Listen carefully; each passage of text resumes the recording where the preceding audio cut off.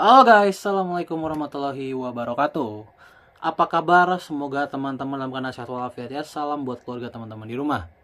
Perkenalkan gue aja, gue si netizen yang suka membahas bola.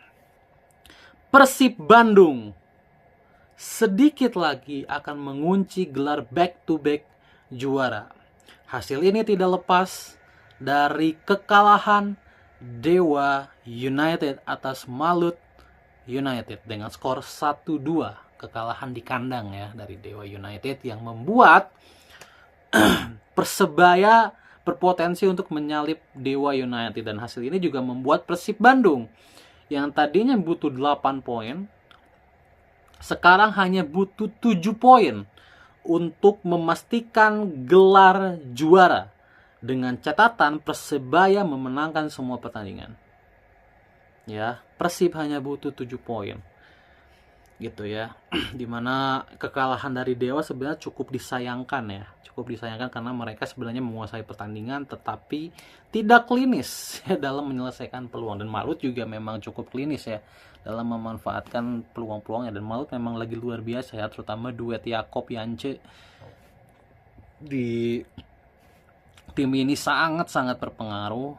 Gue heran ya, Yakob Sayuri tidak dilirik ke timnas itu, gue agak gimana gitu. Karena menurut gue kalau bicara di Liga 1 ya, pemain-pemain yang menurut gue layak untuk bersaing di tim nasional itu menurut gue ada, pertama dari Rizky Ridho, kedua itu Yakob Sayuri ya, Yakob Sayuri, ketiga itu Beckham Putra ya. Beckham Putra pun lagi bagus banget di Persib. Ini harusnya bisa jadi salah satu opsi, dan harusnya pemain-pemain kayak Hoki, Caraka, ya kayak Ramadan Sananta itu harusnya mereka juga nggak perform di liga gitu. Harusnya mereka disingkirkan dulu bisa dibilang sampai mereka benar-benar perform di liga. Ketika mereka perform di liga baru dipanggil lagi.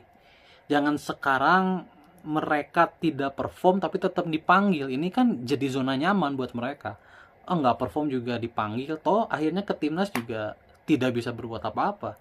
Jadi gue harap di sininya gitu Kluivert bisa menemukan solusi. Oke, balik ke pertandingan Malut versus Dewa, di mana gue tidak menonton full ya, gue hanya nonton sampai babak pertama doang, di mana Malut sebenarnya cukup baik ya dalam mengontrol situasi pertandingan. Dewa sebenarnya sedikit tertekan, tetapi Dewa ini punya pemain-pemain cepat gitu ya, punya pemain-pemain cepat, dan akhirnya Dewa pun dapat gol ya lewat situasi counter attack di mana Egy Maulana Fikri ya apa skill individunya luar biasa. Dan bang 1-0. Namun di babak kedua Malut yang berusaha meningkatkan intensitas serangan berhasil akhirnya ya menciptakan 2 gol gitu ya. Lewat Yakob kalau nggak salah ya, gol pertama tuh Yakob, yang kedua gue lupa ada siapa nama itunya, agak ribet soal nama itunya. So gue nggak terlalu ngikutin Liga 1 ya sejujurnya, jadi gue nggak, nama kalau ada nama yang ribet tuh gue nggak inget gitu. Oke. Dan 2-1 untuk Malut United yang membuat Malut ada di peringkat keempat sekarang dan masih bisa untuk menjadi juara.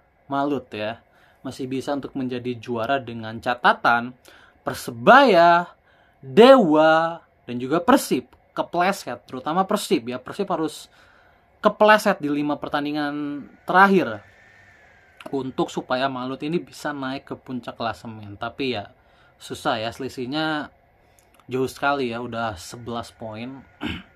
11 poin, Malut 50, dan kalaupun Malut memenangkan seluruh game itu poin maksimalnya 62 dan Persib 61 sekarang. Jadi Malut hanya bisa berharap Persib kalah di semua game ya, supaya Malut masih punya kesempatan untuk jadi juara. Oke, itu untuk Malut. Dan Dewa makin sulit untuk menjadi juara. Mereka kan 53 poin ya Dewa itu dengan sisa 4 pertandingan. Artinya poin maksimal yang bisa didapatkan oleh Dewa adalah 65 poin, dan sekarang Persib 61 poin. Ya, Persib itu 61 poin. Jadi Persib hanya butuh 5 poin saja untuk memastikan Dewa tidak menjadi juara. Jadi pesaing dekatnya sekarang adalah Persebaya, karena Persebaya sekarang punya 52 poin, masih punya 5 pertandingan. Artinya poin maksimal dari Persebaya adalah 67. Dan sekarang Persib 61, makanya Persib hanya butuh 7 poin. Dan satu hal yang menguntungkan Persib adalah Persib diuntungkan secara jadwal dan lawan. Jadi menurut gue sudah 80% kaki Persib itu sudah di tangga juara ya. Karena Persib akan berhadapan dengan PSS Sleman malam ini ya. Jadi tim-tim yang akan dilawan Persib itu semuanya rata-rata papan bawah kecuali Malut ya. Persib akan dijamu oleh Malut ya setelah lawan PSS, tapi sisanya adalah pertandingan yang bisa gue bilang bisa dimenangkan. Lawan Barito, lawan Persis Solo, lawan Persita Tangerang. Itu adalah sisa pertandingan dari Persib. Sementara Persebaya ini masih akan menghadapi 2 derby Jawa Timur. Yang kita tahu kalau Persebaya di derby Jawa Timur itu hasilnya biasanya kurang baik. Gitu ya. Persebaya akan bertandang ke kandang Arema, rival mereka selama ini ya. Kemudian akan bertandang ke kandang Persik Kediri. Ya, jadi ini 2 pertandingan yang sangat tidak mudah untuk Persebaya, dan Persebaya sudah tidak boleh kehilangan poin kalau masih ingin berpeluang menjadi juara. Dan Persib hanya butuh 7 poin. Persib itu 3 kali main di kandang dan semuanya menghadapi tim papan bawah.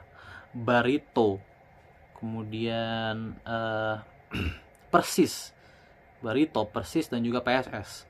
Itu kan semuanya lagi ada di papan bawah ya. Jadi mengambil 7 poin harusnya tidak sulit untuk Persib. Dan back to back juara harusnya bisa digapai oleh Persib. Apalagi pemain-pemain inti dikabarkan sudah banyak yang sudah comeback. Ya, pemain-pemain inti kan banyak yang cedera akhir-akhir ini ya, kayak Deddy Kusnandar sampai akhir musim. David Da Silva kita nggak tahu ya. Giovanni Castaner kayak katanya cedera juga. Tapi nggak tahu ya apakah bisa diturunkan atau tidak.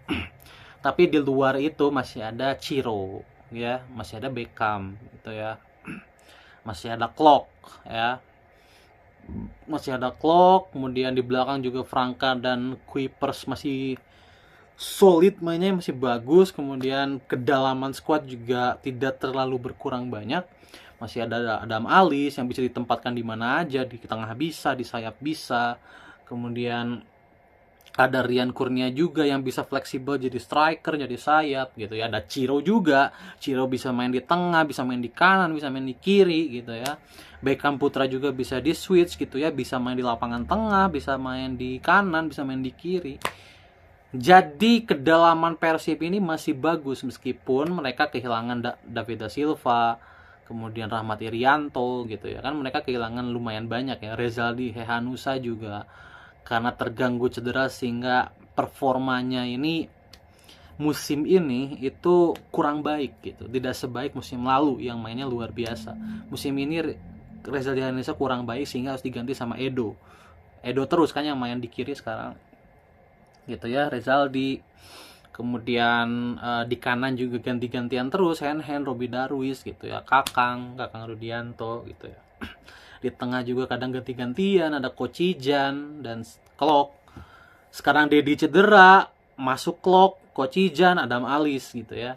Jadi pilihan itu masih lumayan banyak untuk Boyan Hodak, dan ya gue harapkan ya Boyan Hodak konsisten ya. Ya minimal 7 poin dari 5 laga sih harusnya nggak terlalu sulit untuk Coach Boyan ya. Apalagi dengan lawan-lawan yang 4 dari 5 lawannya adalah tim papan bawah. Oke, semangat buat Persibku. Duh, nggak sabar pengen siap konvoy ya gua. Bye.